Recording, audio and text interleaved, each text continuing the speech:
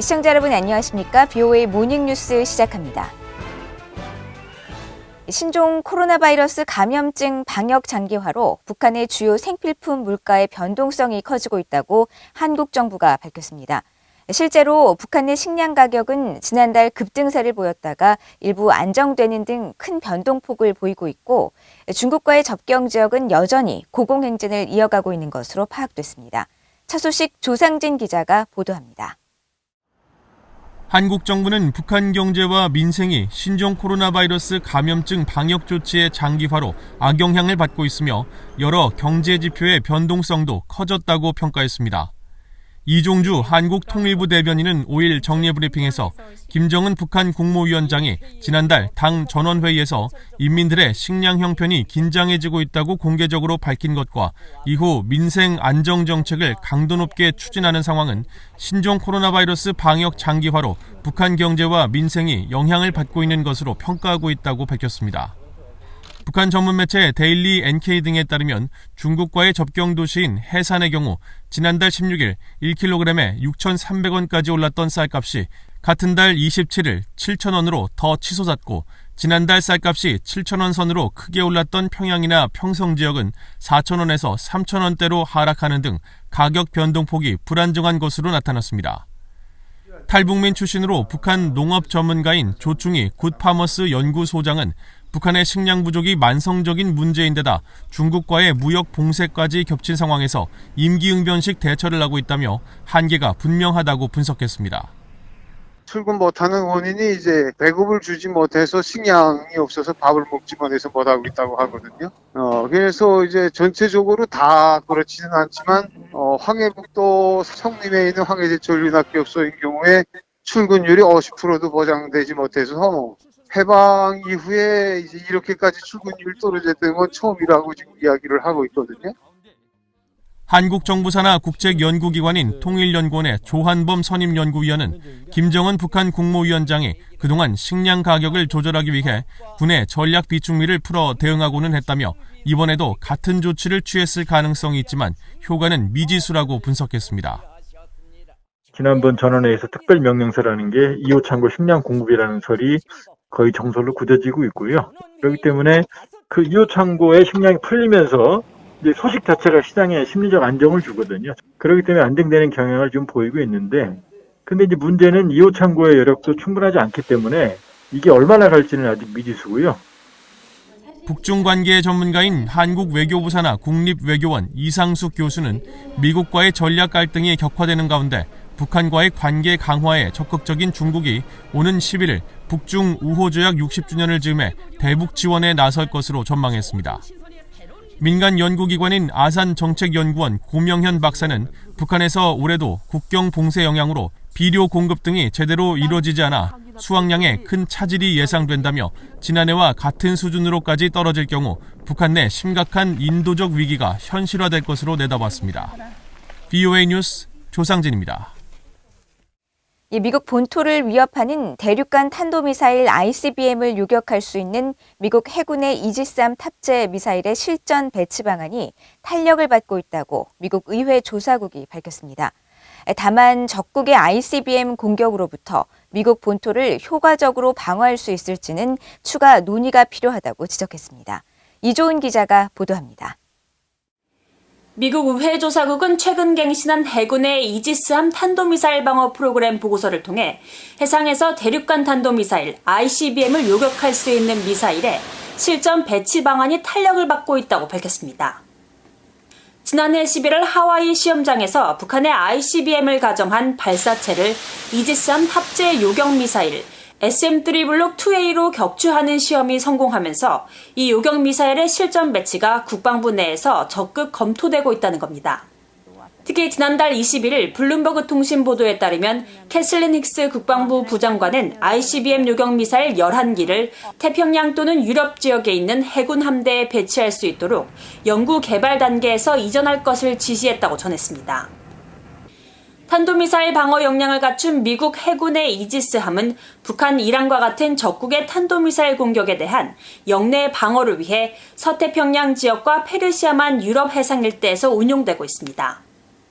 이지스함 탑재 고고도 해상 요격 미사일인 SM-3 블록 2A는 영내 미사일 방어 체계의 일환으로 고안됐습니다.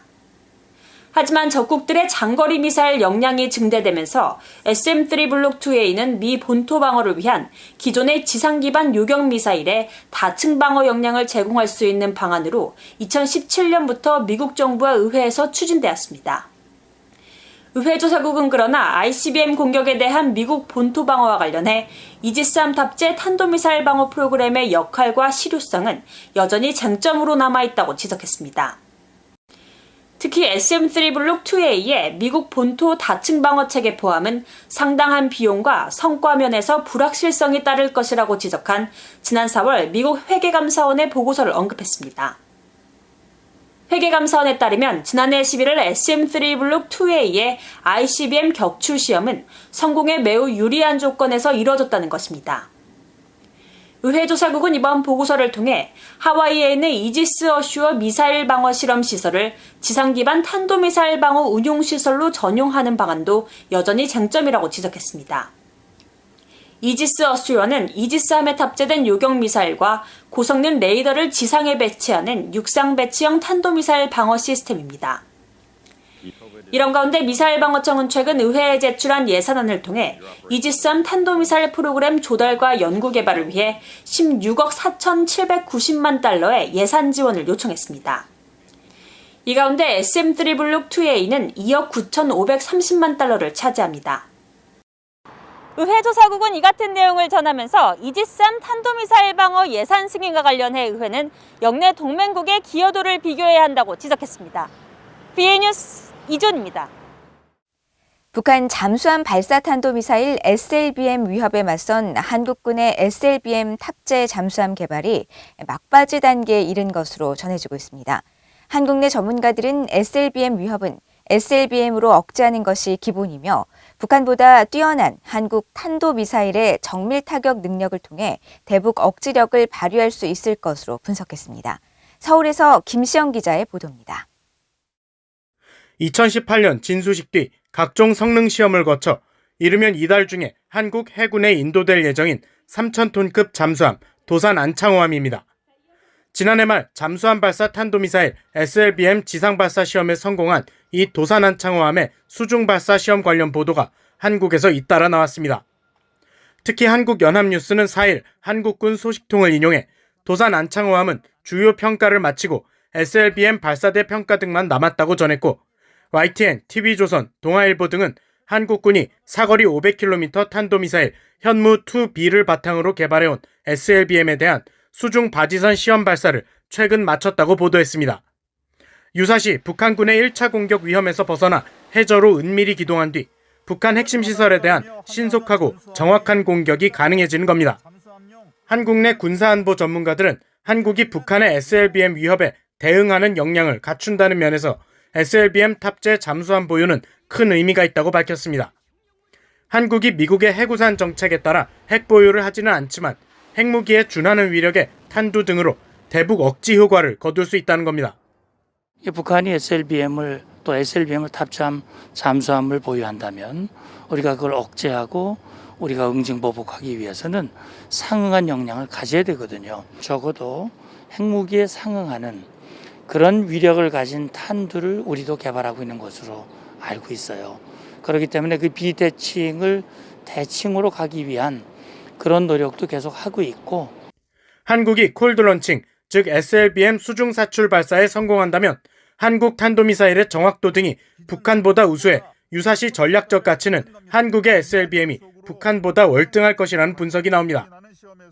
북한이 먼저 SLBM을 개발했기 때문에 콜드론칭이라든가 부분적인 기술은 앞선 것이 있겠지만 전반적인 미사일 기술이 한국의 우위에 있기 때문에 이미 북성 잠수함 발사 탄도미사일을 만들었고 또 한 가지로는 또 북한과 달리 우리 이 한국군의 탄도미사일 정밀도 기술이 훨씬 더 우수하기 때문에 그야말로 북한의 중요 시설물에 대한 전천 후 그런 정밀 타격이 향후 가능해질 것으로 보여집니다.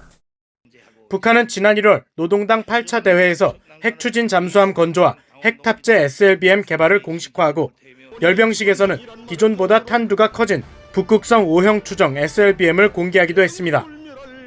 이후 미국 내 북한 전문 매체 등은 북한 잠수함 제조창이 있는 북한 함경남도 신포조선소의 동향을 감시하는 등 SLBM 시험 발사 움직임을 주시해왔습니다. 한국 국방부 관계자는 한국군의 SLBM 탑재 잠수함 개발에 대한 VOA의 질문에 보안상 단위 전력에 대한 확인은 제한되며 다만 한국군은 한반도 평화를 뒷받침하기 위해 첨단 고위력 전력을 확보하고 발전시키는 중이라고 답했습니다. 서울에서 VOA 뉴스 김시영입니다. 미국과 호주, 일본, 한국 등이 인도태평양 영내 위협에 공동 대응하기 위해 해상연합훈련을 실시한다고 호주 국방부가 밝혔습니다. 호주 국방부는 2일 보도자료를 통해 미국 7함대 주관으로 호주와 일본, 한국 해군이 참여하는 영내 사각훈련 퍼시픽 뱅가드 훈련이 5일부터 10일까지 실시될 예정이라며 이들 국가의 함정들이 2일 호주에 입항했다고 밝혔습니다. 이번 훈련에 미국 해군은 알레이버크급 구축함을 포함해 여러 전함을 파견했고 일본은 해상자위대 소속 다카나미급 구축함을, 한국은 한국형 구축함 왕건함을 파견했으며 자유공방전과 대잠수함 작전, 해상기동군수화 훈련 등이 진행될 예정인 것으로 알려졌습니다.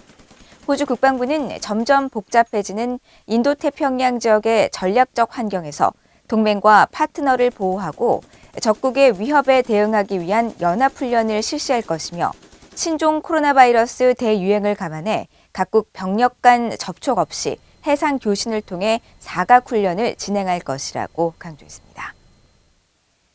미국과 한국, 일본 3국 간의 군사협력은 매우 옳은 방향이며 미국은 3국 협력에 매우 적극적이라고 주일 미군 사령관이 밝혔습니다. 케빈 슈나이더 주일 미군 사령관은 최근 미국의 민간 연구단체인 전략국제문제연구소 CSIS가 주최한 화상대담에 참석해 미국을 비롯한 동맹국들은 영내 계속되는 위협과 도전에 초점을 맞춰야 한다면서 미한일 3국 간 군사적 연계는 옳은 방향을 향하고 있다고 평가했습니다. 슈나이더 사령관은 그러면서 협력이 효율적으로 이루어질 수 있도록 3자 혹은 다자 간 협력을 해야 한다고 강조하면서 특히 미한일 3자 협력과 관련해 마크 밀리 미국 합참의장이 아주 적극적인 자세를 보이고 있으며 군 차원에서 더 많은 협력을 하려는 의지가 있다고 설명했습니다.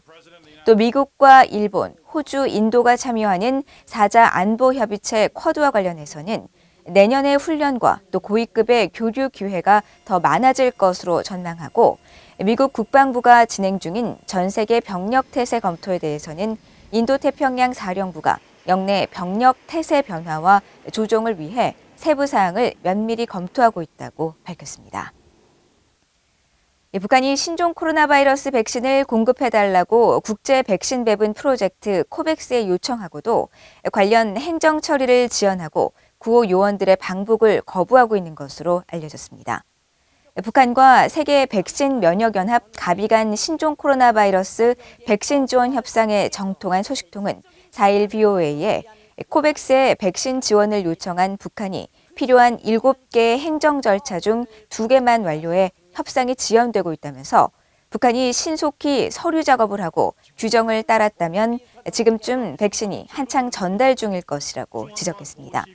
소식통은 또 백신 전달을 위해 국제 요원들이 북한에 입국하는 것도 외부인들이 코로나 바이러스를 옮길 수 있다는 이유로 북한이 거부하고 있다면서 백신 전달 시 반드시 국제 요원이 현장에 상주해야 하며 그런 절차 없이는 절대 운송하지 않을 것이라고 말했습니다.